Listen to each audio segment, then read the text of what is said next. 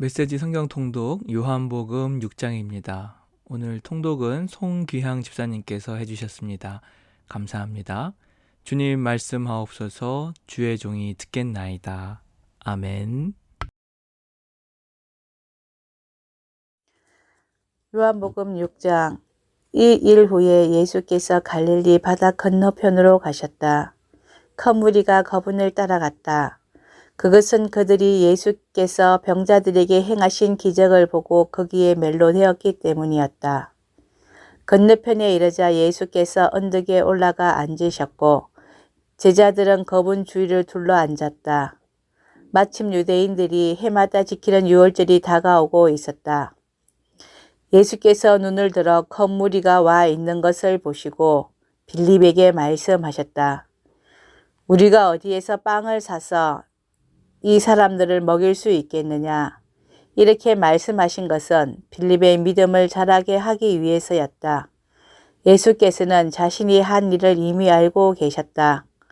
빌립이 대답했다. 각 사람에게 빵 한 조각이라도 돌아가게 하려면 연하 200개로도 모자라겠습니다.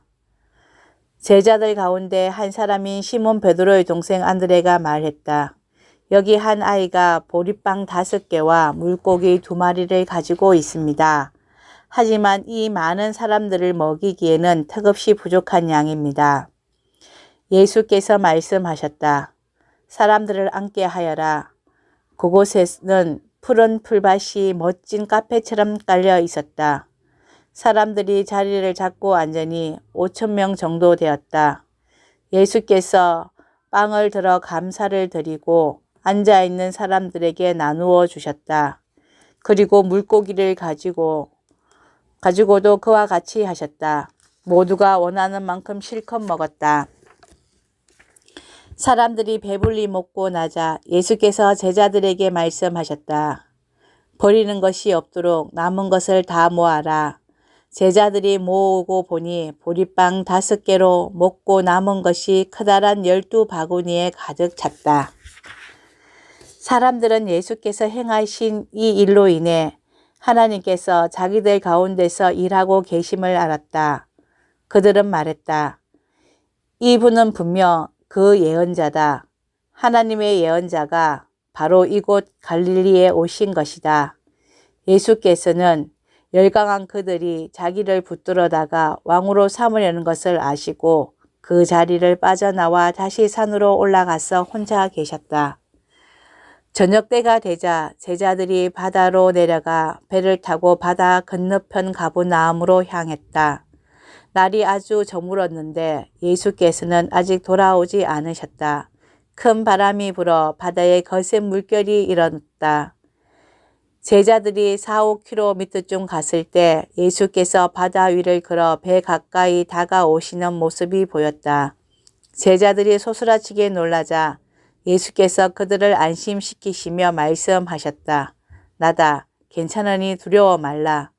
그러자 제자들이 예수를 배 안으로 모셨다. 어느새 그들이 자신들이 가려고 했던 그 지점에 정확히 이르렀다. 이튿날 뒤에 남은 무리는 배가 한 척밖에 없던 것과 예수께서 그 배에 제자들과 함께 타지 않으신 것을 알았다. 그분을 두고 제자들만 떠나는 것을 그들이 보았기 때문이다. 그때에 디베라에서 온 배들이 주님께서 축복하고 빵을 먹여주신 곳 근처에 정박해 있었다.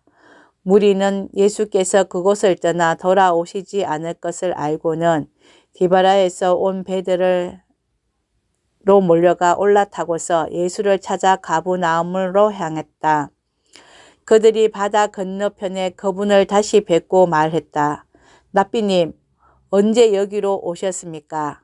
예수께서 대답하셨다. 너희가 나를 찾아온 것은 내가 하는 일에서 하나님을 보았기 때문이 아니라 오히려 내가 너희를 배부르게 해주었기 때문이다. 그것은 내가 값없이 먹여주었기 때문이다. 너희는 그렇게 썩어 없어질 음식을 얻으려고 힘을 허비하지 말라. 너희와 함께 있을 음식, 너희의 영원한 생명을 살찌게 하는 음식, 인자가 주는 음식을 위해 일하여라. 인자와 인자가 하는 일은 하나님 아버지께서 끝까지 보증해 주신다. 그러자 그들이 말했다. 우리가 하나님 일에 참여하려면 무엇을 해야 합니까? 예수께서 말씀하셨다. 하나님께서 보내신 이에게 너희 삶을 걸어라. 그렇게 너희 자신을 걸 때야 하나님의 일에 참여할 수 있다. 그들이 애매한 말로 베껴갔다. 선생님이 누구시며 어떤 일을 하시려는지 알 수 있도록 단서가 될 만한 것을 보여주시면 어떻겠습니까? 그러면 우리가 알아보고 나서 우리의 삶을 걸겠습니다. 선생님이 무슨 일을 하실 수 있는지 보여주십시오. 모세는 광야에서 우리 조상들에게 빵을 먹게 해 주었습니다. 성경에도 그가 그들에게 하늘에서 내려온 빵을 먹게 해 주었다고 기록되어 있습니다. 예수께서 대답하셨다. 그 성경 말씀의 진정한 의미는 이렇다. 모세가 너희에게 하늘에서 내려온 빵을 주었다는 것이 아니라 지금 이 순간에 내 아버지께서 너희에게 하늘에서 내려온 빵, 곧 참된 빵을 주신다는 뜻이다. 하나님의 빵은 하늘에서 내려와 세상에 생명을 준다. 그들이 그 말씀을 듣고 반색하며 말했다. 주님, 그 빵을 지금부터 영원토록 우리에게 주십시오. 예수께서 말씀하셨다. 내가 바로 그 생명의 빵이다. 나와 한편에 서는 사람은 더 이상 굶주리지도 않고 목마르지도 않을 것이다. 내가 이것을 너희에게 분명히 말한 것은 너희가 내가 하는 일을 보았으면서도 참으로 나를 믿지 않기 때문이다. 아버지께서 내게 주시는 사람은 결코 다 내게로 달려올 것이다. 그가 나와 함께하면 내가 그를 붙잡고 놓지 않을 것이다. 내가 하늘에서 내려온 것은 일시적인 내 기분대로 하려는 것이 아니라 나를 보내신 분의 뜻을 이루는 것이다. 나를 보내신 분의 뜻을 간단히 말하면 이렇다. 아버지께서 내게 맡기신 모든 일을 하나도 빠짐없이 이루고 마지막 날엔 만물과 모든 사람을 바르고 온전하게 회복시키는 것이다. 아들을 보고서 그가 하는 일을 신뢰하면 그와 한편에 서는 사람은 누구든지 참된 생명, 영원한 생명을 얻는다. 이것이 내 아버지께서 원하시는 것이다. 마지막 날에 그들을 일으켜 세워 살리고 온전하게 하는 것이 나의 일이다.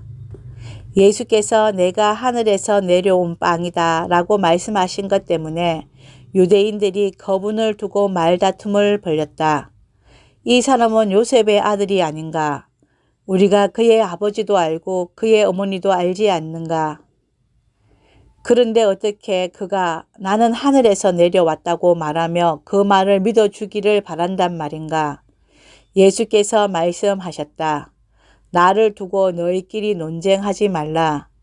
이 세상의 책임자는 너희가 아니다. 나를 보내신 아버지가 책임자이시다. 아버지께서 사람들을 내게로 이끌어 주신다. 너희가 내게 올 수 있는 방법은 오직 거길 뿐이다.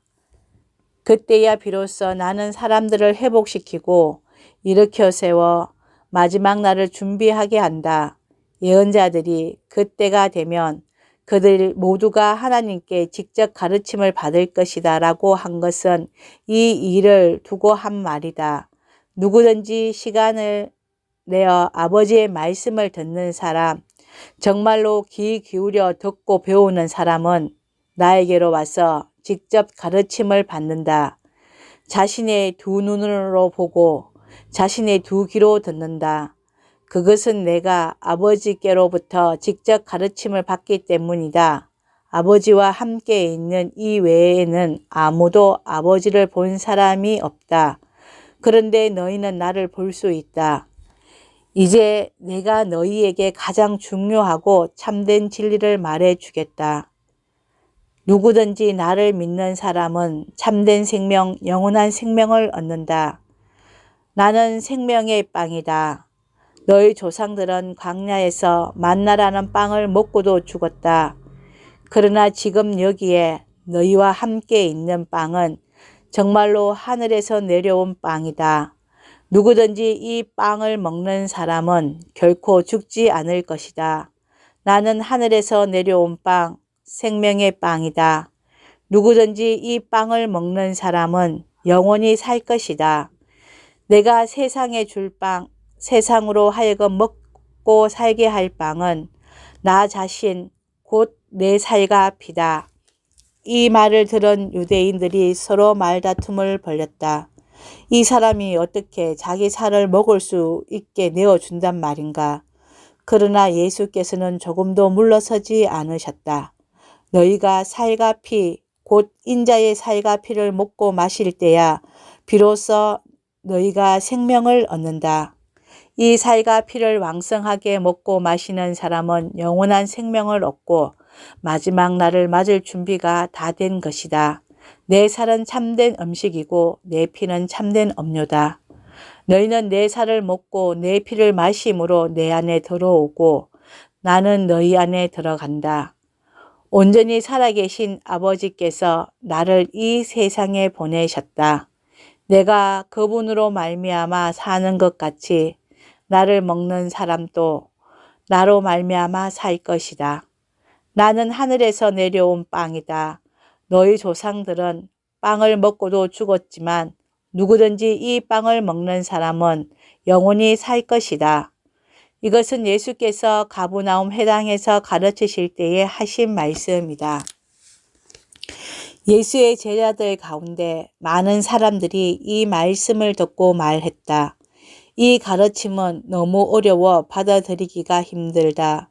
예수께서 제자들이 이 말씀을 두고 힘들어하는 것을 아시고 말씀하셨다. 내 말이 그렇게도 혼란스러우냐? 인자가 원래 있던 곳으로 옮겨가는 것을 보게 되면 어찌하겠느냐? 성령만이 생명을 만들어낼 수 있다.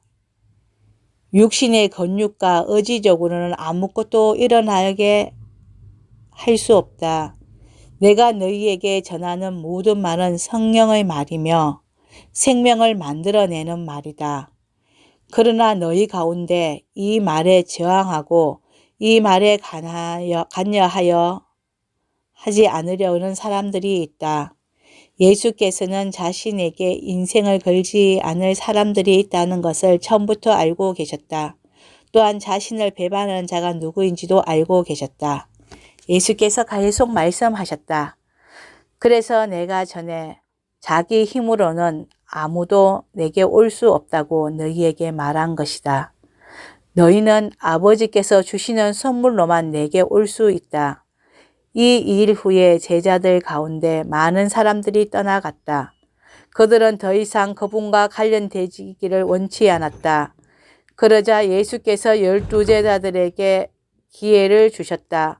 너희도 떠나가려느냐? 베드로가 대답했다. 주님, 참된 생명, 영원한 생명의 말씀이 주님께 있는데 저희가 누구에게 가겠습니까? 저희는 이미 주님이 하나님의 거룩하신 분임을 확신하며 주님께 인생을 걸었습니다. 예수께서 대답하셨다. 내가 너희 12를 직접 뽑지 않았느냐? 그러나 너희 가운데 한 사람은 마귀다. 이는 예수께서 시몬 가롯의 아들 유다를 두고 말씀하신 것이다. 12 제자 가운데 한 사람인 이 자는 그때 이미 예수를 배반할 준비를 하고 있었다. 아멘.